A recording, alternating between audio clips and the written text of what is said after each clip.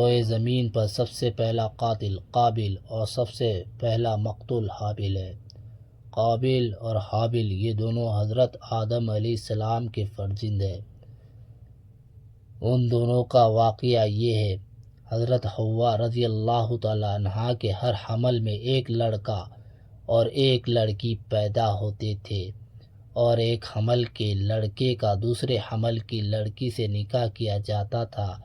اس دستور کے مطابق حضرت آدم علیہ السلام نے قابل کا نکاح لیوزا سے جو حابل کے ساتھ پیدا ہوئی تھی کرنا چاہا، مگر قابل اس پر راضی نہ ہوا، کیونکہ عقیمہ زیادہ خوبصورت تھی، اس لیے وہ اس کا طلبگار ہوا۔ حضرت آدم علیہ السلام نے اس کو سمجھایا، عقیمہ تیرے ساتھ پیدا ہوئی ہے، اس لیے وہ تیری بہن ہے، اس کے ساتھ تیرا نکاح نہیں ہو سکتا، مگر قابل اپنی ضد پر اڑا رہا۔ بالآخر حضرت آدم علیہ السلام نے یہ حکم دیا، تم دونوں اپنی اپنی قربانیاں خدا کے دربار میں پیش کرو، جس کی قربانیاں مقبول ہوں گی وہی عقیمہ کا حقدار ہوگا۔ اس زمانے میں قربانی کی مقبولیت کی نشانی تھی کہ آسمان سے ایک آگ اتر کر اس کو کھا لیا کرتی تھی۔ چنانچہ قابل نے گیہوں کی کچھ بالیں اور حابل نے ایک بکری قربانی کے لیے پیش کی۔ آسمانی آگ نے حابل کی قربانی کو کھو لیا اور قابل کے گیہوں کو چھوڑ دیا۔ اس بات پر قابل کے دل میں بغض و حسد پیدا ہو گیا۔ اس نے حابل کو قتل کر دینے کی ٹھان لی اور حابل سے کہہ دیا کہ میں تجھ کو قتل کر دوں گا۔ حابل نے کہا، قربانی قبول کرنا اللہ تعالیٰ کا کام ہے، اور وہ متقی بندوں ہی کی قربانی قبول کرتا ہے۔ اگر تو متقی ہوتا تو ضرور تیری قربانی قبول ہوتی۔ ساتھ ہی حابل نے یہ بھی کہہ دیا کہ اگر تو میرے قتل کے لیے ہاتھ بڑھائے گا تو میں تجھ پر اپنا ہاتھ نہیں اٹھاؤں گا، کیونکہ میں اللہ سے ڈرتا ہوں۔ میں یہ چاہتا ہوں کہ میرا اور تیرا گناہ دونوں تیرے ہی پلے پڑے اور تو زخمی ہو جائے، کیونکہ بے انصافوں کی یہی سزا ہے۔ آخر قابل نے اپنے بھائی کو حابل کو قتل کر دیا۔ وقت قتل حابل کی عمر 20 برس کی تھی، اور قتل کا یہ حادثہ مکہ مکرمہ کے جبل سور کے پاس یا جبل حرا کی گھاٹی میں ہوا۔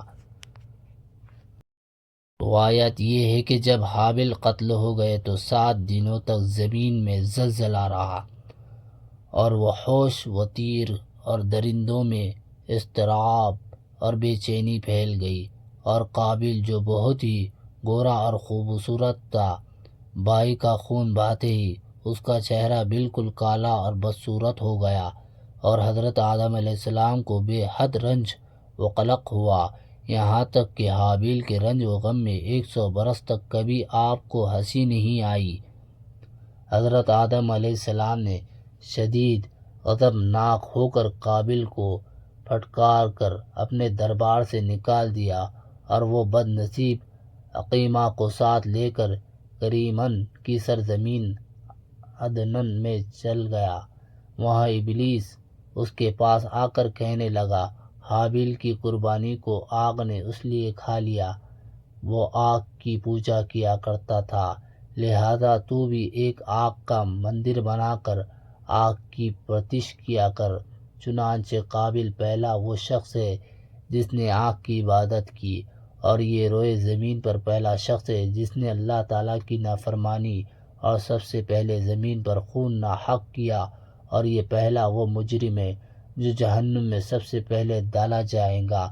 یہ اور حدیث شریف میں ہے، روئے زمین پر قیامت تک جو بھی خون ناحق ہوگا، قابل اس میں حصے دار ہوگا، کیونکہ اسی نے سب سے پہلے قتل کا دستور نکالا، اور قابل کا انجام یہ ہوا کہ اس کے ایک لڑکے نے جو کہ اندھا تھا اس کو ایک پتھر مار کر قتل کر دیا، اور یہ بدبخت نبی زادہ ہونے کے باوجود آگ کی پرستش کرتے ہوئے کفر و شرک کی حالت میں اپنے لڑکے کے ساتھ مر گیا۔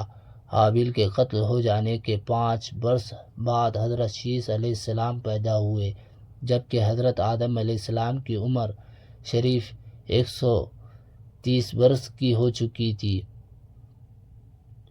آپ نے اپنے اس ہونہار فرزند کا نام شیس رکھا۔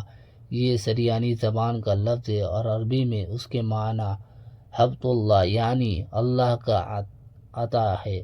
حضرت آدم علیہ السلام نے 50 صفحے جو آپ پر نازل ہوئے تھے ان سب کی حضرت شیس علیہ السلام کو تعلیم دی اور ان کو اپنی وسیع و خلیفہ سجادہ نشین بنایا اور ان کی نسل میں خیر و برکت ہونے کی دعائیں مانگی، اور ہمارے حضور خاتم النبی صلی اللہ علیہ وسلم ہی حضرت شیس علیہ السلام کی اولادوں میں سے ہے۔